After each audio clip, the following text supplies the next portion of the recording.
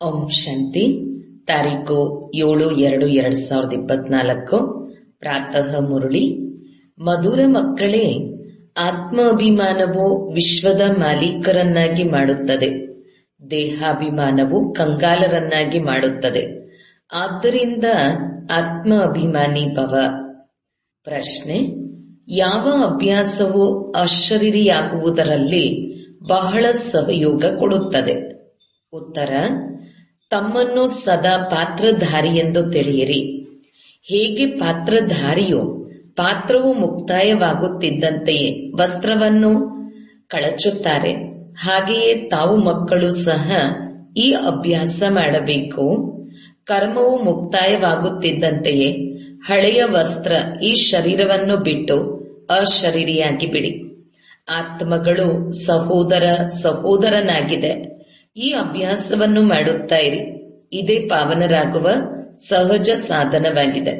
ಶರೀರವನ್ನು ನೋಡುವುದರಿಂದ ಕೆಟ್ಟ ವಿಚಾರಗಳು ನಡೆಯುತ್ತವೆ. ಆದ್ದರಿಂದ ಅಶರೀರಿಗಳಾಗಿ. ಓಂ ಶಾಂತಿ. ತಂದೆಯು ಕುಳಿತು ಮಕ್ಕಳಿಗೆ ತಿಳಿಸುತ್ತಾರೆ, ಏಕೆಂದರೆ ಬಹಳ ಬುದ್ಧಿಹೀನರಾಗಿ ಬಿಟ್ಟಿದ್ದೀರಿ. 5000 ವರ್ಷಗಳ ಹಿಂದೆಯೂ ಸಹ ನಿಮಗೆ ತಿಳಿಸಿದ್ದೆನು ಮತ್ತು ದೈವಿ ಕರ್ಮವನ್ನು ಕಲಿಸಿದ್ದೆನು. ನೀವು ದೇವಿ ದೇವತಾ ಧರ್ಮದಲ್ಲಿ ಬಂದಿದ್ದೀರಿ. ನಂತರ ಡ್ರಾಮಾದ ಯೋಜನೆಯ ಅನುಸಾರ ಪುನರ್ಜನ್ಮವನ್ನು ಪಡೆದುಕೊಳ್ಳುತ್ತಾ ಮತ್ತೆ ಕಲೆಗಳು ಕಡಿಮೆಯಾಗುತ್ತಾ ಇಲ್ಲಿ ಪ್ರತ್ಯಕ್ಷ ರೂಪದಲ್ಲಿ ಕಲಾಹೀನರಾಗಿ ಬಿಟ್ಟಿದ್ದೀರಿ. ಏಕೆಂದರೆ ಇದು ತಮೋ ಪ್ರಧಾನ ರಾವಣ ರಾಜ್ಯವಾಗಿದೆ. ಈ ರಾವಣ ರಾಜ್ಯವು ಸಹ ಮೊದಲು ಸತೋ ಪ್ರಧಾನವಾಗಿತ್ತು. ನಂತರ ಸತೋ ರಜೋ ತಮೋ ಆಗಿಬಿಟ್ಟಿತು. ಈಗಂತೂ ಸಂಪೂರ್ಣ ತಮೋ ಪ್ರಧಾನವಾಗಿದೆ. ಈಗ ಇದರ ಅಂತ್ಯವಾಗಲಿದೆ. ರಾವಣ ರಾಜ್ಯಕ್ಕೆ ಆಸುರಿ ರಾಜ್ಯವೆಂದು ಹೇಳಲಾಗುತ್ತದೆ. ರಾವಣನನ್ನು ಸುಡುವ ಸಂಪ್ರದಾಯವು ಭಾರತದಲ್ಲಿದೆ. ರಾಮರಾಜ್ಯ ರಾವಣ ರಾಜ್ಯವೆಂದು ಭಾರತವಾಸಿಗಳೇ ಹೇಳುತ್ತಾರೆ. ಅಂದಾಗ ರಾಮರಾಜ್ಯವು ಸತ್ಯಯುಗದಲ್ಲಿಯೇ ಇರುತ್ತದೆ, ರಾವಣ ರಾಜ್ಯವು ಕಲಿಯುಗದಲ್ಲಿದೆ. ಇವು ಬಹಳ ತಿಳಿದುಕೊಳ್ಳುವ ಮಾತುಗಳಾಗಿವೆ. ತಂದೆಗೆ ಆಶ್ಚರ್ಯವೆನಿಸುತ್ತದೆ, ಒಳ್ಳೊಳ್ಳೆಯ ಮಕ್ಕಳು ಸಹ ಪೂರ್ಣ ರೀತಿಯಲ್ಲಿ ತಿಳಿದುಕೊಳ್ಳದೇ ಇರುವ ಕಾರಣ ತಮ್ಮ ಅದೃಷ್ಟಕ್ಕೆ ಅಡ್ಡಗೆರೆಯನ್ನು ಎಳೆದುಕೊಳ್ಳುತ್ತಾರೆ. ರಾವಣನ ಅವಗುಣಗಳು ಹಿಡಿದುಕೊಳ್ಳುತ್ತವೆ. ತಾವೇ ದೈವಿ ಗುಣಗಳ ವರ್ಣನೆಯನ್ನು ಮಾಡುತ್ತಾರೆ. ತಂದೆಯು ತಿಳಿಸುತ್ತಾರೆ, ನೀವು ಅದೇ ದೇವತೆಗಳಾಗಿದ್ದೀರಿ. ನೀವೇ 84 ಜನ್ಮಗಳನ್ನು ಭೋಗಿಸಿದಿರಿ. ನೀವೇಕೆ ತಮೋಪ್ರಧಾನರಾಗಿದ್ದೀರಿ ಎಂಬ ಅಂತರವನ್ನು ತಿಳಿಸಲಾಗಿದೆ. ಇದು ರಾವಣ ರಾಜ್ಯವಾಗಿದೆ. ರಾವಣನೇ ಎಲ್ಲರಿಗಿಂತ ದೊಡ್ಡ ಶತ್ರುವಾಗಿದ್ದಾನೆ. ಇವನೇ ಭಾರತದಲ್ಲಿ ಎಷ್ಟೊಂದು ಕಂಗಾಲ ತಮೋಪ್ರಧಾನವನ್ನಾಗಿ ಮಾಡಿದ್ದಾನೆ. ರಾಮರಾಜ್ಯದಲ್ಲಿ ಇಷ್ಟೊಂದು ಮನುಷ್ಯರು ಇರುವುದಿಲ್ಲ. ಅಲ್ಲಿ ಒಂದು ಧರ್ಮವಿರುತ್ತದೆ. ಇಲ್ಲಿ ಎಲ್ಲರಲ್ಲಿ ಭೂತದ ಪ್ರವೇಶತೆಯಾಗಿದೆ. ಕ್ರೋಧ, ಲೋಭ, ಮೋಹದ ಭೂತ ಇದೆ ಅಲ್ಲವೇ? ನಾವು ಅವಿನಾಶಿಯಾಗಿದ್ದೇವೆ. ಈ ಶರೀರವು ವಿನಾಶಿಯಾಗಿದೆ ಎಂಬುದನ್ನು ಮರೆತು ಹೋಗಿದ್ದಾರೆ. ಆತ್ಮಾಭಿಮಾನಿಯಾಗುವುದೇ ಇಲ್ಲ. ಬಹಳ ದೇಹಾಭಿಮಾನವೇ ಇದೆ. ದೇಹಾಭಿಮಾನ ಮತ್ತು ಆತ್ಮಾಭಿಮಾನಿಯಲ್ಲಿ ರಾತ್ರಿ ಹಗಲಿನ ಅಂತರವಿದೆ. ಆತ್ಮ ಅಭಿಮಾನಿ ದೇವಿ ದೇವತೆಗಳು ವಿಶ್ವದ ಮಾಲೀಕರಾಗಿ ಬಿಡುತ್ತಾರೆ.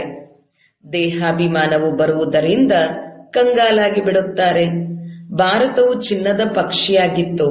ಬಲೆ ಹೇಳುತ್ತಾರೆ, ಮಧುರಾತಿ ಮಧುರ ಮಕ್ಕಳೇ, ನಿಮ್ಮನ್ನು ವಿಶ್ವಕ್ಕೆ ಮಾಲೀಕರನ್ನಾಗಿ ಮಾಡುತ್ತೇವೆ. ಈ ಲಕ್ಷ್ಮೀನಾರಾಯಣರು ವಿಶ್ವದ ಮಾಲೀಕರಾಗಿದ್ದರು.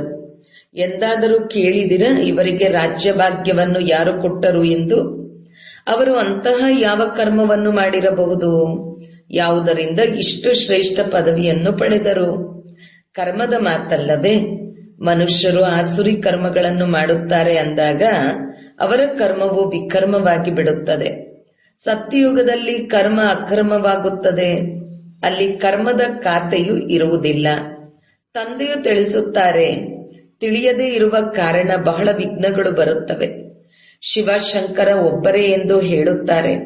ಅರೆ, ಶಿವ ನಿರಾಕಾರನನ್ನು ಒಂಟಿಯಾಗಿ ತೋರಿಸುತ್ತಾರೆ. ಶಂಕರ ಪಾರ್ವತಿಯನ್ನು ಒಟ್ಟಾಗಿ ತೋರಿಸುತ್ತಾರೆ. ಇಬ್ಬರ ಕಾರ್ಯವು ಬೇರೆ ಬೇರೆಯಾಗಿದೆ. ಮಂತ್ರಿ ಮತ್ತು ರಾಷ್ಟ್ರಪತಿಯನ್ನು ಒಬ್ಬರೇ ಎಂದು ಹೇಗೆ ಹೇಳಲು ಸಾಧ್ಯ? ಇಬ್ಬರ ಪದವಿಯು ಬೇರೆ ಬೇರೆಯಾಗಿದೆ ಅಂದಾಗ ಶಿವಶಂಕರನನ್ನು ಒಬ್ಬರೇ ಎಂದು ಹೇಗೆ ಹೇಳಲು ಸಾಧ್ಯ? ಈ ರೀತಿ ಹೇಳುತ್ತಾರೆ, ಯಾರು ರಾಮನ ಸಂಪ್ರದಾಯದಲ್ಲಿ ಬರುವುದಿಲ್ಲವೋ ಅವರು ತಿಳಿದುಕೊಳ್ಳುವುದೇ ಇಲ್ಲ. ಆಸುರಿ ಸಂಪ್ರದಾಯದವರು ನಿಂದನೆ ಮಾಡುತ್ತಾರೆ, ವಿಘ್ನಗಳನ್ನು ಹಾಕುತ್ತಾರೆ, ಏಕೆಂದರೆ ಅವರಲ್ಲಿ ಪಂಚವಿಕಾರಗಳಿವೆಯಲ್ಲವೇ. ದೇವತೆಗಳು ಸಂಪೂರ್ಣ ನಿರ್ವಿಕಾರಿಗಳಾಗಿದ್ದಾರೆ. ಅವರದು ಬಹಳ ಶ್ರೇಷ್ಠ ಪದವಿಯಾಗಿದೆ. ಈಗ ನೀವು ತಿಳಿದುಕೊಂಡಿದ್ದೀರಿ, ನಾವು ಎಷ್ಟು ವಿಕಾರಿಗಳಾಗಿದ್ದೆವು. ವಿಕಾರಿಗಳಿಂದಲೇ ಜನ್ಮ ಪಡೆಯುತ್ತಾರೆ. ಸನ್ಯಾಸಿಗಳು ಸಹ ವಿಕಾರದಿಂದಲೇ ಜನ್ಮ ಪಡೆಯುತ್ತಾರೆ, ನಂತರ ಸನ್ಯಾಸವನ್ನು ಸ್ವೀಕರಿಸುತ್ತಾರೆ. ಆದರೆ ಸತ್ಯಯುಗದಲ್ಲಿ ಈ ಮಾತುಗಳು ಇರುವುದಿಲ್ಲ. ಸನ್ಯಾಸಿಗಳು ಸತ್ಯಯುಗ ಇಲ್ಲೇ ಇದೆ ಎಂದು ಹೇಳಿಬಿಡುತ್ತಾರೆ, ಆದರೆ ಈ ಮಾತುಗಳನ್ನು ತಿಳಿದುಕೊಂಡೇ ಇಲ್ಲ. ಹೇಗೆ ಎಲ್ಲಿ ನೋಡಿದರಲ್ಲಿ ಕೃಷ್ಣನೇ ಕೃಷ್ಣ, ಎಲ್ಲಿ ನೋಡಿದರಲ್ಲಿ ರಾಧೆಯೇ ರಾಧೆ ಎಂದು ಹೇಳುತ್ತಾರಲ್ಲವೇ. ಆದರೆ ಅನೇಕ ಮತಾಂತರ, ಅನೇಕ ಧರ್ಮಗಳು, ಅರ್ಧಕಲ್ಪ ದೈವಿ ಮತವು ನಡೆಯುತ್ತದೆ. ಅದು ನಿಮಗೀಗ ಸಿಗುತ್ತದೆ. ನೀವೇ ಬ್ರಹ್ಮಮುಖ ವಂಶಾವಳಿ ಮತ್ತೆ ವಿಷ್ಣುವಂಶಿ ಮತ್ತು ಚಂದ್ರವಂಶಿ ಆಗುತ್ತೀರಿ. ಅವೆರಡೂ ವಂಶಾವಳಿಗಳಾಗಿದೆ. ಮತ್ತು ಒಂದು ಬ್ರಾಹ್ಮಣ ಕುಲವೆಂದು ಹೇಳುತ್ತಾರೆ, ಇದಕ್ಕೆ ವಂಶಾವಳಿ ಎಂದು ಹೇಳುವುದಿಲ್ಲ. ಇವರ ರಾಜಧಾನಿಯೂ ನಡೆಯುವುದಿಲ್ಲ. ಇದನ್ನೂ ಸಹ ನೀವೇ ತಿಳಿಯುತ್ತೀರಿ. ನಿಮ್ಮಲ್ಲಿ ಕೆಲವರಷ್ಟೇ ತಿಳಿಯುತ್ತೀರಿ, ಕೆಲವರಂತೂ ಸುಧಾರಣೆಯಾಗುವುದೇ ಇಲ್ಲ. ಯಾವುದಾದರೊಂದು ಭೂತವಿರುತ್ತದೆ. ಲೋಭದ ಭೂತ, ಕ್ರೋಧದ ಭೂತ ಇದೆ ಅಲ್ಲವೇ. ಸತ್ಯಯುಗದಲ್ಲಿ ಯಾವುದೇ ಭೂತ ಇರುವುದಿಲ್ಲ. ಅಲ್ಲಿ ದೇವತೆಗಳಿರುತ್ತಾರೆ, ಬಹಳ ಸುಖಿಯಾಗಿರುತ್ತಾರೆ. ಭೂತವೇ ದುಃಖ ಕೊಡುತ್ತದೆ. ಕಾಮದ ಭೂತವು ಆದಿ ಮಧ್ಯ ಅಂತ್ಯ ದುಃಖವನ್ನು ಕೊಡುತ್ತದೆ. ಇದರಲ್ಲಿ ಬಹಳ ಪರಿಶ್ರಮ ಪಡಬೇಕು. ಚಿಕ್ಕಮ್ಮನ ಮನೆಯಂತೂ ಅಲ್ಲ. ತಂದೆಯು ತಿಳಿಸುತ್ತಾ ಇರುತ್ತಾರೆ, ತಮ್ಮನ್ನು ಸಹೋದರ ಸಹೋದರಿ ಎಂದು ತಿಳಿಯಿರಿ. ಆಗ ಕೆಟ್ಟ ದೃಷ್ಟಿಯೂ ಇರುವುದಿಲ್ಲ. ಪ್ರತಿಯೊಂದು ಮಾತಿನಲ್ಲಿ ಧೈರ್ಯವೂ ಬೇಕು. ಕೆಲವರು ನೀನು ವಿವಾಹ ಮಾಡಿಕೊಳ್ಳದಿದ್ದರೆ ಮನೆಯಿಂದ ಹೊರಟು ಹೋಗು ಎಂದು ಹೇಳುತ್ತಾರೆ. ಆದ್ದರಿಂದ ಇದಕ್ಕೆ ಸಾಹಸವಿದೆಯೇ ಎಂದು ತಮ್ಮ ಪರಿಶೀಲನೆಯನ್ನು ಮಾಡಿಕೊಳ್ಳಿ. ನೀವು ಮಕ್ಕಳು ಬಹಳ ಪದಮಾಪದಂ ಭಾಗ್ಯಶಾಲಿಗಳಾಗುತ್ತಿದ್ದೀರಿ. ಇದೆಲ್ಲವೂ ಸಮಾಪ್ತಿಯಾಗುತ್ತದೆ. ಎಲ್ಲವೂ ಮಣ್ಣು ಪಾಲು ಆಗುವುದಿದೆ. ಕೆಲವರಂತೂ ಒಳ್ಳೆಯ ಸಾಹಸವನ್ನಿಟ್ಟು ನಡೆಯುತ್ತಾರೆ. ಇನ್ನು ಕೆಲವರು ಸಾಹಸವನ್ನಿಟ್ಟ ಮೇಲೆ ಅನುತ್ತೀರ್ಣರಾಗಿ ಬಿಡುತ್ತಾರೆ. ತಂದೆಯು ಪ್ರತಿಯೊಂದು ಮಾತಿನಲ್ಲಿ ತಿಳಿಸುತ್ತಾರೆ, ಆದರೆ ಮಾಡಲಿಲ್ಲವೆಂದರೆ ಅವರದು ಪೂರ್ಣ ಯೋಗ ಇಲ್ಲವೆಂದು ತಿಳಿಯುತ್ತಾರೆ.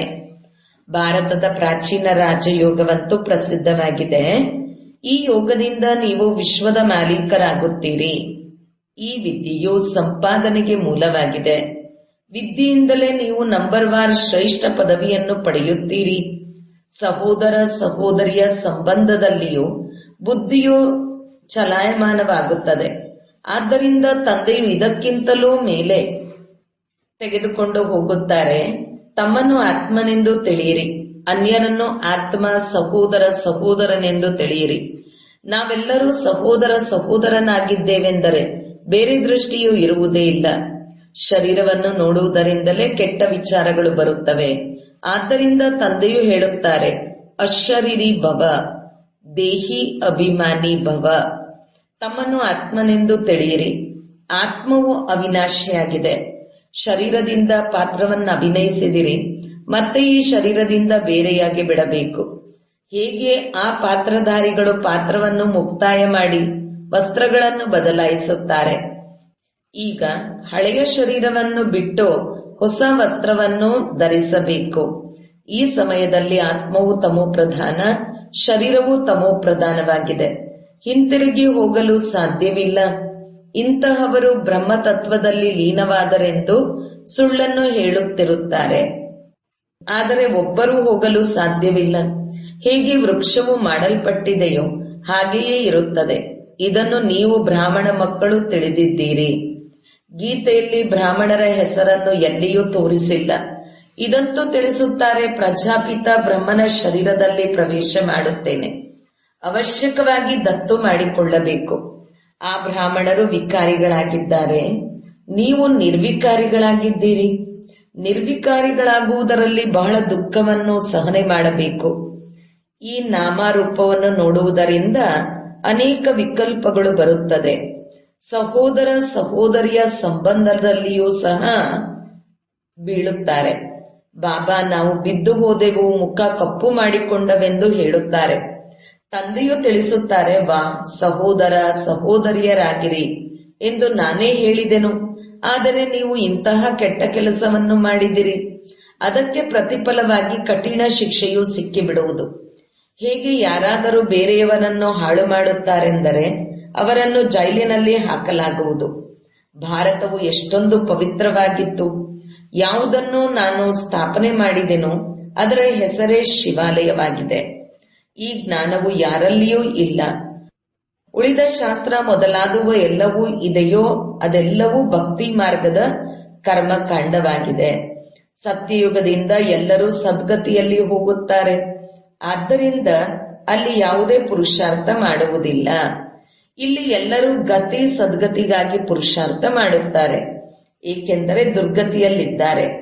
ಗಂಗಾ ಸ್ನಾನ ಮಾಡಲು ಹೋಗುತ್ತಾರೆ ಅಂದಾಗ ಗಂಗೆಯ ನೀರು ಸದ್ಗತಿ ಕೊಡುತ್ತದೆಯೇ, ಪಾವನರನ್ನಾಗಿ ಮಾಡುತ್ತದೆಯೇ? ಏನನ್ನೂ ತಿಳಿದುಕೊಂಡಿಲ್ಲ. ನಿಮ್ಮಲ್ಲಿಯೂ ನಂಬರ್ ವಾರ್ ಇದ್ದಾರೆ. ಕೆಲವರಂತೂ ಸ್ವಯಂ ತಾವೇ ಅರಿತುಕೊಂಡಿಲ್ಲ ಅಂದಾಗ ಅನ್ಯರಿಗೆ ಏನು ತಿಳಿಸುತ್ತಾರೆ? ಆದ್ದರಿಂದ ತಂದೆಯು ಅಂತಹವರನ್ನು ತಿಳಿಸಲು ಕಳಿಸುವುದಿಲ್ಲ. ಬಾಬಾ, ನಾವು ಬಂದರೆ ತಮ್ಮ ಶ್ರೀಮತದಂತೆ ನಡೆದು ದೇವತೆಗಳಾಗುತ್ತೇವೆಂದು ಹಾಡುತ್ತಾರೆ. ದೇವತೆಗಳು ಸತ್ಯಯುಗ ತ್ರೇತಾಯುಗದಲ್ಲಿ ಬರುತ್ತಾರೆ. ಇಲ್ಲಂತೂ ಎಲ್ಲದಕ್ಕಿಂತ ಹೆಚ್ಚಿನದಾಗಿ ಕಾಮವಿಕಾರದಲ್ಲಿ ಸಿಕ್ಕಿಕೊಂಡಿದ್ದಾರೆ. ಕಾಮವಿಕಾರವನ್ನು ಬಿಟ್ಟು ಇರುವುದಕ್ಕೆ ಆಗುವುದಿಲ್ಲ ಎಂದು ಹೇಳುತ್ತಾರೆ. ಈ ವಿಕಾರವು ಹೇಗೆ ಜನ್ಮಸಿದ್ಧ ಅಧಿಕಾರವಾಗಿದೆ. ಇಲ್ಲಿ ನಿಮಗೆ ರಾಮನ ಆಸ್ತಿಯೂ ಸಿಗುತ್ತದೆ, ಪವಿತ್ರತೆಯ ಆಸ್ತಿಯೂ ಸಿಗುತ್ತದೆ. ಅಲ್ಲಿ ವಿಕಾರದ ಮಾತೇ ಇರುವುದಿಲ್ಲ. ಭಕ್ತರು ಕೃಷ್ಣ ಭಗವಂತನೆಂದು ಹೇಳುತ್ತಾರೆ. ನೀವು ಅವರನ್ನು 84 ಜನ್ಮಗಳಲ್ಲಿ ತೋರಿಸುತ್ತೀರಿ. ಅರೆ, ಭಗವಂತನಂತೂ ನಿರಾಕಾರನಾಗಿದ್ದಾರೆ. ಅವರ ಹೆಸರು ಶಿವ ಎಂದಾಗಿದೆ. ತಂದೆಯು ಎಷ್ಟೊಂದು ಚೆನ್ನಾಗಿ ತಿಳಿಸುತ್ತಾರೆ.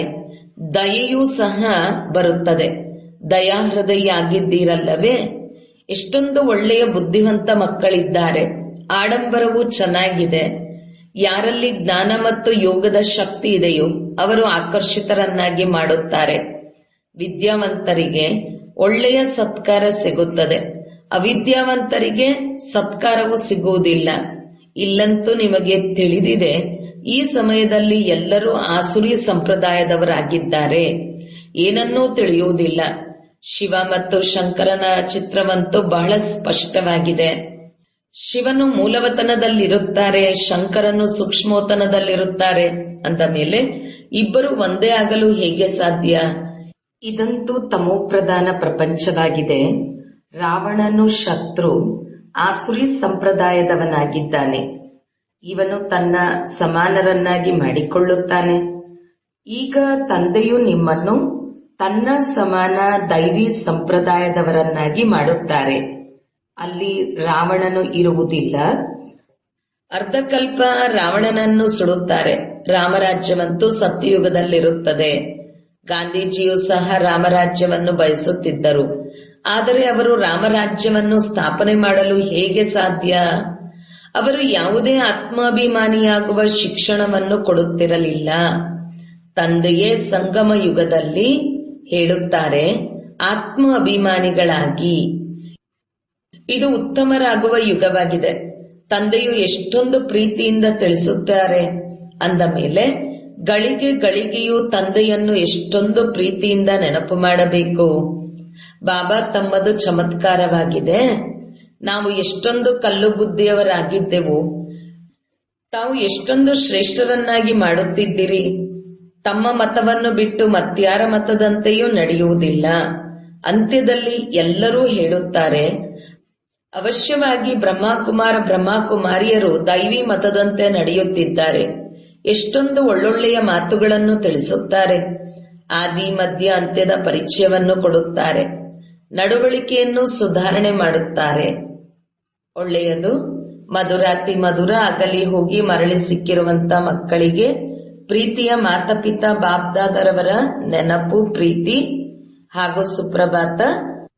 ಆತ್ಮೀಯ ಮಕ್ಕಳಿಗೆ ಆತ್ಮೀಯ ತಂದೆಯ ನಮಸ್ತೆ. ಧಾರಣೆಗಾಗಿ ಮುಖ್ಯ ಸಾರ 1.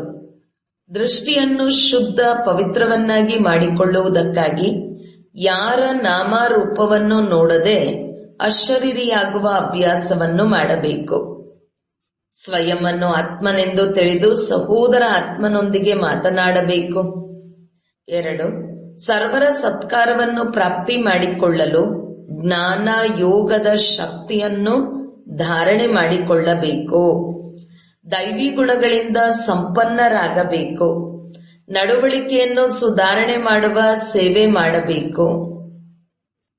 ವರದಾನ: ಕಾಯಿಲೆಯ ಪ್ರಜ್ಞೆಯಲ್ಲಿರುವ ಬದಲು ಖುಷಿ ಖುಷಿಯಿಂದ ಲೆಕ್ಕಾಚಾರ ಚುಕ್ತ ಮಾಡುವಂತಹ ಆತ್ಮ ಅಭಿಮಾನಿ ಭವ.